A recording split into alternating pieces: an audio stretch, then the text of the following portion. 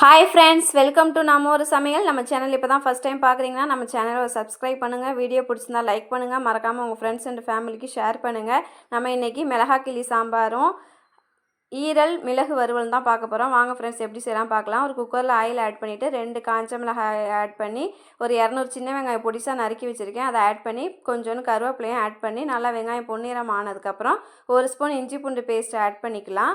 நான் சொல்கிற மெத்தடில் செய்யுங்க, ரொம்பவே நல்லாயிருக்கும். மிளகாத்தூள் வந்து சும்மா ஒரு கலருக்காக ஃப்ளேவருக்காக தான் ஆட் பண்ணுறேன். கொஞ்சமாக ஆட் பண்ணால் போதும். நான் வந்து ஈரல் வந்து மஞ்சத்தூளும் உப்பும் போட்டு மிக்ஸ் பண்ணி வச்சுருக்கேன். நம்ம இந்த மாதிரி ஈரல் எல்லாத்தையும் ஒன்றா மிக்ஸ் பண்ணிவிட்டு நல்லா ஸ்லோலேயே ஒரு 5 நிமிஷம் வேக விட்டோன்னா எல்லாம் நல்லா எண்ணெய் பிரிஞ்சு வரும். இந்த ஸ்டேஜில் கொஞ்சமாக ஈரல் முழுகிற அளவு கொஞ்சமாக தண்ணி ஆட் பண்ணி ஒரு 2 விசில் வச்சுட்டு ஒரு 5 நிமிஷம் ஸ்லோவில் வச்சு ஆஃப் பண்ணிவிடுங்க. விசில் போனதுக்கப்புறம் பார்த்தீங்கன்னா நல்லா இந்த மாதிரி வற்றி வந்திருக்கும். இந்த ஸ்டேஜில் வந்து மிளகுத்தூள் வந்து நல்லா 1 ஸ்பூன் இல்லை 2 ஸ்பூன் வந்து ஆட் பண்ணிக்கோங்க. நான் மிளகுத்தூள் போட்டது வந்து மிஸ் ஆகிடுச்சு, ஸோ அதனால தான் நான் உங்களுக்கு காட்ட முடியலை. நீங்கள் நல்லா ஒரு 2 ஸ்பூன் கூட ஆட் பண்ணிக்கோங்க. இப்போ பாருங்கள், எண்ணெய்லாம் பிரிஞ்சு நல்லா ஒரு டேஸ்ட்டாக வந்துடுச்சு. நான் அதுக்கப்புறம் வந்து சாம்பார் சிம்பிளாக எல்லாருமே செய்யக்கூடியது தான்.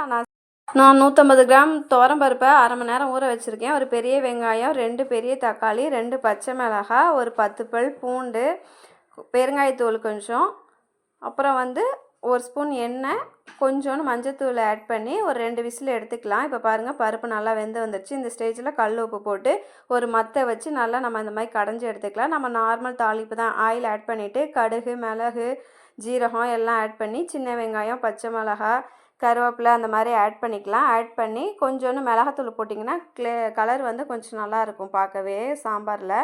அதனால் நான் இந்த மாதிரி ஆட் பண்ணியிருக்கேன். இப்போ நம்ம கடைஞ்சி வச்சுருக்க பருப்பை நம்ம ஆட் பண்ணிடலாம். கொத்தமல்லி இதுக்கு ரொம்பவே முக்கியம். அதனால் எவ்வளோ தூரம் கொத்தமல்லி போட முடியுமோ அவ்வளோ தூரம் வந்து பொடிசாக கொத்தமல்லி வந்து நறுக்கி போடுங்க. ரொம்பவே நல்லாயிருக்கும் ஃப்ளேவரு.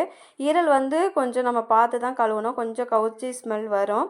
நான் வந்து எப்போயுமே அரிசி கழுவுற தண்ணியில் கொஞ்சம் நேரம் ஈரலை போட்டு மஞ்சத்தூள் போட்டு வச்சுருவேன். அதுக்கப்புறம் அந்த ஸ்மெல் அந்தளவு இருக்காது. நீங்களும் இதேமாரி ட்ரை பண்ணி பாருங்கள், ரொம்பவே நல்லாயிருக்கும்.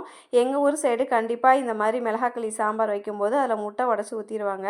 அதனால் எங்கள் வீட்டில் எப்போயுமே இப்படி தான் கேட்பாங்க. ஸோ அந்த மாதிரி தான் வச்சுருக்கேன் நான். உங்களுக்கு விருப்பம் இல்லைன்னா முட்டையை ஸ்கிப் பண்ணிடுங்க.